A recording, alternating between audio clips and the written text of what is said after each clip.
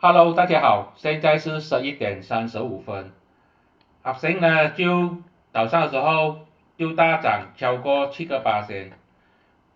我在之前呢我就说过，如果有机会在这个3.50的时候止跌回升，就是一个买入讯号。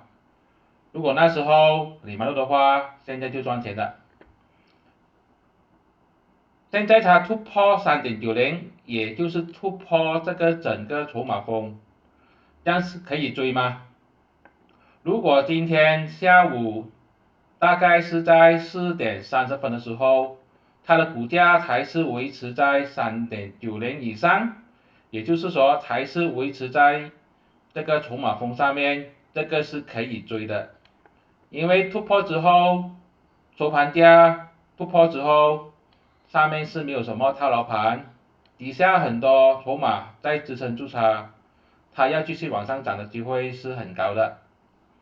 它的目标价呢，就是这个200天均线4.96。现在我们就看一下4:30的时候，它是不是有机会继续的涨上去3.90。这是我的个人看法，并没有任何的买卖建议。谢谢大家。